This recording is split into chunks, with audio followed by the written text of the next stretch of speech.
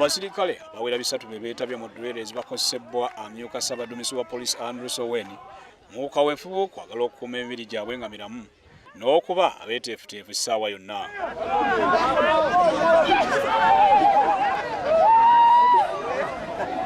Omusirikale yenna anaagezaako okwewala okukola dduyiro wakuvunaanibwa.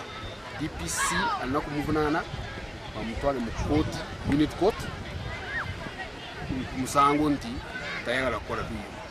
So bwe bakutwala ogusooka ne bakutwala ogwokubiri, ogwokusatu bayinza n'okugoba mu poliisi kubanga kukola dduyiro teeka.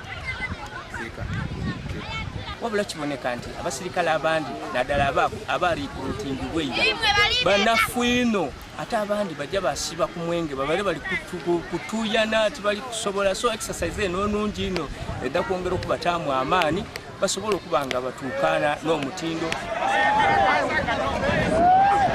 Okusinza ku myuka wa Ssaabaduumizi wa poliisi, omusirikale yenna anaalemwa dduyiro wakukangavula era avunaanibwe mu kkooti z'amateeka.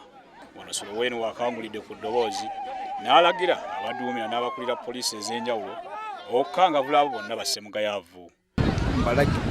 Balekeraawo okwekamira omwenge kubanga omusirikale aba anywedde omwenge talowooza bulungi, ayinza n'okukola ekikyamu ku bantu ate nga abantu abulijjo bebakamba bafa. So omwenge okusinga omwenge, omusirikale aba anywedde omwenge tabeera musirikale mutuufu kubanga omutwe gwe guba tegukola bulungi. Then sigala kintu kyabulwadde kubanga amawuggwe gafa. Abasirikale baddusibwa emisinde gy'okwetooloola ebyalo era abamu balabiddwa bayimirira. Soweni agamba kino bakikola okwagala okukuuma abasirikale baabwe nga balamu bulungi n'okwetekkera ebiseera ebizibu eby'omu maaso.